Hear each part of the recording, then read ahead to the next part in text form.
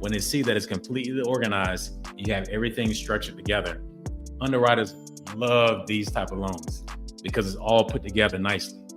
And also it'll help with the pre-approval process. We'll get there way faster because one thing that I see for the last couple of years is if you send in one document here on Monday and then another document on Friday and then another document on Wednesday, what happens is sometimes the clients get upset or get frustrated because it seems as though the process is taking a long time. The checklist is the same. Nothing has changed with the checklist. We need these items to make the process smoother for you so we can rightfully get you pre-approved. What's up, guys? This is Gary Taylor with the Mortgage Motivation Podcast. I'm a mortgage broker with Affluent Mortgage, and I wanted to put together a videos and a podcast strictly for the pre-approval process. This is extremely important. Sometimes we kind of gloss over this, but to a lender, this portion of the transaction is extremely important. And I think sometimes when you hear about getting pre-approved or getting pre-qualified, it's kind of underlooked. It's not as important as people think it is, and it's extremely important. This is like the bread and butter of what we do. And the better you get at doing this, the better off you'll be as it pertains to you getting a mortgage. So it doesn't matter if you're a first-time home buyer, you're buying your second home, you're an investor. I'm gonna go with different items that I may ask for and how important it is that it's done the correct way. All right. So the first thing I want to start off is the driver's license. So we got to ensure that you are who you say you are. Okay. So when you send us your driver's license, a couple of things that we're looking at, obviously we want to make sure that it's you. We're making sure that your driver's license is not expired. And we got to have just that ID for the attorney's office or title company later on down in the process. And the lender want to ensure that we have the correct person. So that's like the main things that we're looking at with the driver's license. The second part, probably more important than anything else, is your income. So there's a checklist that I send out for W-2 employees. Very important that you follow the income guidelines or checklist that I send to you because it is extremely important. So what happens though, and I want to touch this from the beginning. So if I send you a checklist and it's 5 things that I need and you only send me 1 or 2, it's not enough for me to do the pre-approval. Now, some things we could kind of get around, but it's so important that you send us exactly what we ask for, because if we can't identify your income, if we can't show your assets, we really can't do a true pre-approval. We can't. So it's very key that you send these items in. So let's start off with the W-2. So when we look at your W-2, the W-2 is going to show what you made for the entire year. So if you have one W-2, then all you need to do is send in one W-2. But if you say you work multiple jobs, so you have a full-time job and you have a part-time job, we're going to need to see 2 W-2s to show, okay, say one W-2 you made 100,000. The second W-2 you made 30 grand. We want to see both of those because it shows us for the entire year how much you made. Okay. On the email that I'm going to send to you on your checklist, I'm always going to ask you for 2 years. So it's 2023 right now. So I need to see 2021 and 2022 W-2s in order for us to start the process. All right. So send both of those in. Make sure it is legible. I can actually read the W-2. Typically, they send you multiple copies of the W-2. Send that in to us. So it's very key that we see that. All right. The second part of the income would be your pay stubs. We typically ask for 30 days of pay stubs. It doesn't matter if you get paid once a week, you get paid twice a month, or you get paid once for the month. We need to see 30 days of pay stubs. So on the pay stubs, make sure we can read the pay stubs. The pay stubs are very important. Say like right now is July. We want to see what your year-to-date is from January 1st to today's date. So it's important that we get the latest version of your pay stubs. We're also looking for how you're paid. Are you salaried? Are you hourly? We're going to see that on the pay stubs. So the pay stubs gives us a lot of information. So that's why it's so important that we see that. Also see if you're receiving any type of deductions. So if you're paying out like child support, or if you have a loan where they're taking money out, we're going to look for those things there, which is going to be really important to us. The other thing is going to be is we are looking for overtime. So how much money you made overtime this year? We have a great idea of what you're going to be making for the remainder of the year, or having at least just an idea. So it's important that we see that. So we see the hourly, if you salary, we look at your overtime, we look for any of your deductions that's on there. And we can also see the frequency of your pay. So if you're paid once a week, we can see that. If you're paid 2 times a month, we can see that. If you're paid once a month, we can see all of that information. And we can also verify your gross amount that's on that pay stub. So that's why that's important. So 30 days of pay stubs. Let's look here. So the next thing would be is your tax returns. Now, we don't always need tax returns. I will let you know when to see your tax returns or not.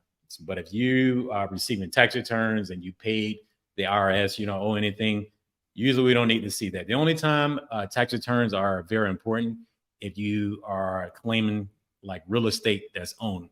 All right. So we'll ask you for the correct schedules to show that, to make sure that's a part of your tax return. So if you have like a rental property, 2 or 3, we will see that on there. So that's usually when we want to see something like that. Or if you're self-employed, even though you're working full time and you need to use your self-employment income, we may ask for tax returns. So just let us let you know if we need to see that or not. But just for just general knowledge, it's good to have that anyway, just in case we ask for it. Have your tax returns ready. So that's what that would be for. All right. So that's really about it as it pertains to your income. So W-2s, your pay stubs.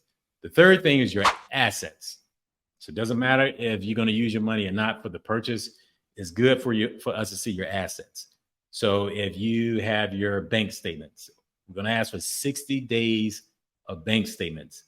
If it's July right now, we know July is not coming out. So we know that we could get your May bank statements and your June bank statements. What we're looking for in your bank statement. So say they sent you 5 pages of bank statements. Even if you have the last page is blank, send that in. We have to show all pages. So down at the bottom, it'll say 1 of 6 or 1 of 7. Send every page in. Doesn't matter if it's blank or not. The other thing is we want to see your deposits. We want to see how much your balance is, how much money you have in that account. So if you say that you saved up $10,000, we would like to see that in that bank statement to prove you have $10,000 in there. The other thing is we're going to look for large deposits. And if we see that, where's it coming from? We have to prove where the money is coming from. So if it's from your pay stubs, your direct deposit, which is probably a better word for that, we can see that. But if we see like large cash deposits or something that's out of the ordinary, we may have some questions for you. But we're only going back 60 days for your bank statements. We also want to verify your first name, your last name, your address.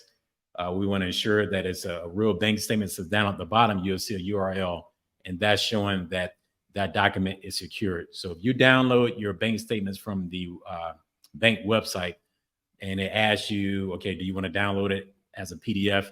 Go in and choose PDF, and usually you'll see a URL at the bottom, or simply if they send you your bank statements to your email or they send it in the mail, that would be an official bank statement. The other thing you could do, you could also go to the bank and have them print it out for you, as long as they can stamp it and sign it to certify that it's a real bank statement. So that's usually what we're looking for on the bank statement. So 60 days of bank statements there, but we want to see every single page of your bank statements. The other thing that goes on top of that would be if you have like a 401k. So say you're using your money from the 401k to use as a down payment or to take care of your closing costs, we will need to see your latest quarterly statement. So you're not going to get it every single month. But if you send us your quarterly statement, same rule applies. We're looking for your first name, your last name. We're looking for your address. We're looking for the balances that you have inside your 401k. And that's tend to be the only things that we need to see on there. But make sure we can read it. When you send that PDF, whatever you see on your end is what we're going to see on our end. Okay, this right is going to save us a lot of just wasted time if this is not done the right way. And so I just don't want to make it seem like the loan officer is the bad guy because we run into this. Not everyone does this, but sometimes people send things in and you can't read it. It's not making sense. But I want you to know sometimes it is better when you understand why you are doing certain things. And that's the purpose of this video, and we'll be off to a wonderful start if you do this the right way up front. So that'll be your assets. The other thing I want to talk about is gift funds. So if you have a friend or a family member that's looking to give you money to help you out with your purchase of your house, that is considered a gift fund. So we would have to put together a gift letter for you. We will provide that for you. We'll have your information on there, and we'll send that out to whoever the donor is. And the only thing that we need from them is, number one, they have to sign it to show that it's not a loan and it's truly a gift.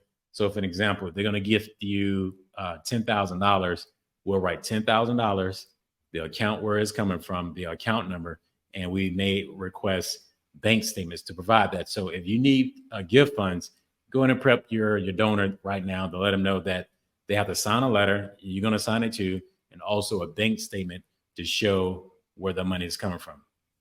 We have to show where the money is coming from. Nowhere around it.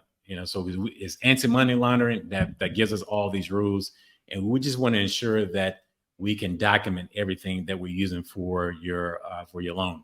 And there's a certain way that we handle your gift when they want to transfer the money to you or give you the money. We could walk you through that. I'm not going to go over that on this video because there's multiple ways of doing that and different strategies. So I'll say that for a phone call. The same thing with the 401k. If you're going to use that money, there's a certain way of doing that, and we will walk you through that. This video is strictly for documentation and what we need to see for that. But we got to show that paper trail. We got to source it is what you'll see. So if you looked online, why we need to, how we set up a gift fund, you see sourcing, that's what it is. We have to source where the money is coming from. The other thing I want to hit on is other liabilities. So once again, if you're looking to purchase a home, but you do own other real estate, we have to show that. We want to see the address of the other rental properties that you may own, your mortgage statement. Make sure, same thing, any documentation that you send to us, make sure we can read it. Your latest mortgage statement, your declaration page for your homeowner's insurance. And if you have your tax bill showing that is paid, that would be great, because we have to place that into your debt ratios to make sure that whatever new purchase that the new home that you're looking to purchase, that it all fits in your debt ratio. We don't want to miss anything. So we have to put that in the REO section just to show that we do know that you own other properties, and what your escrows amounts are or what your payments are.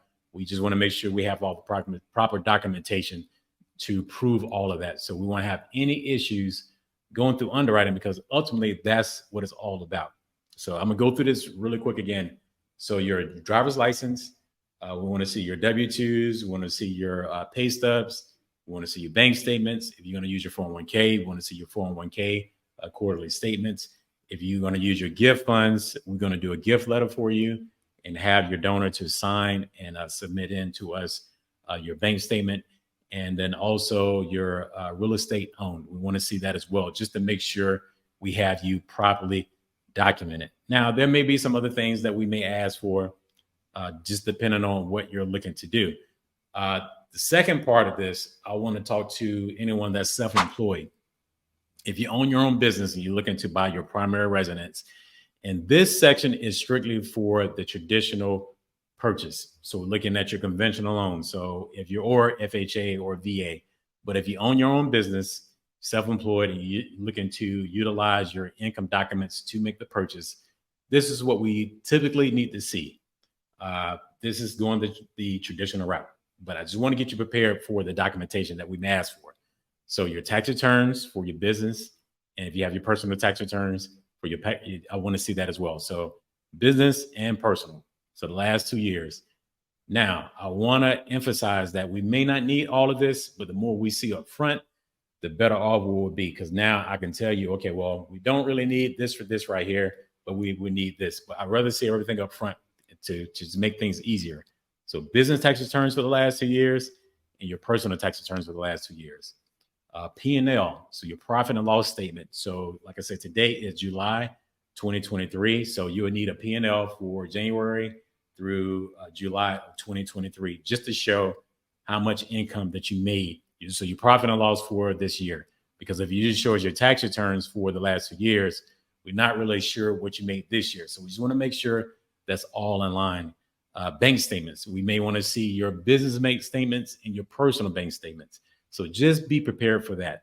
Now we have with non-QM, so that means non-qualified mortgages.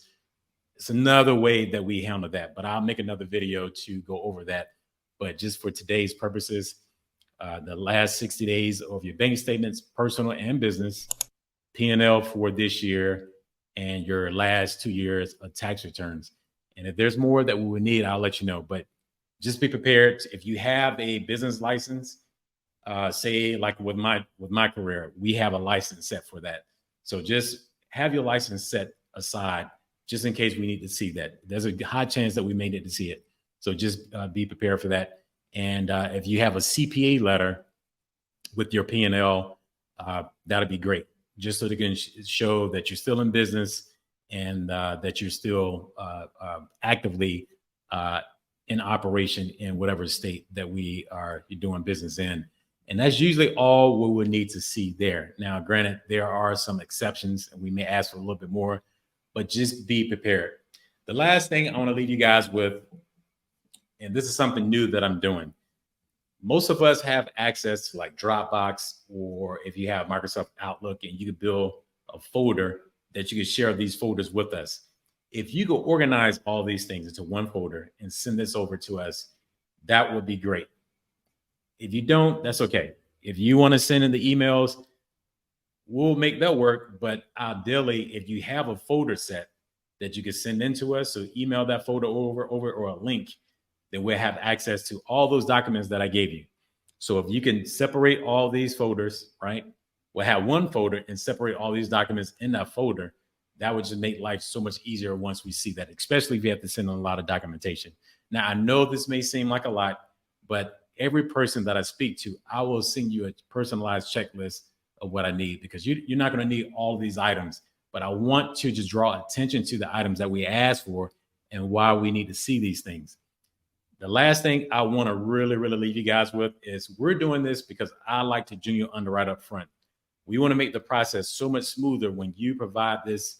I provide your folder, your loan documentation to the underwriter. This is what it's all about. When they see that it's completely organized, you have everything structured together. Underwriters love these type of loans because it's all put together nicely. And also it'll help with the pre-approval process. We'll get there way faster, because one thing that I see for the last couple of years is if you send in one document here on Monday and then another document on Friday and then another document on Wednesday, what happens is sometimes the clients get upset or get frustrated because it seems as though the process is taking a long time. The checklist is the same. Nothing has changed with the checklist. We need these items to make the process smoother for you, so we can rightfully get you pre-approved by underwriting. And especially if I submit this in before you start looking for houses, we want to have everything structured out. So if I ask you for 6 items, make sure you send in 6 items. Okay. You send that in, the faster you do that, the quicker we can start the process. And that's all I have for you today. And this could be used for anyone that's looking to go through the traditional loan process. And this is just how we get these loans pre-approved. All right. Look forward to working with you guys. Thanks for looking at the video. Talk to you soon.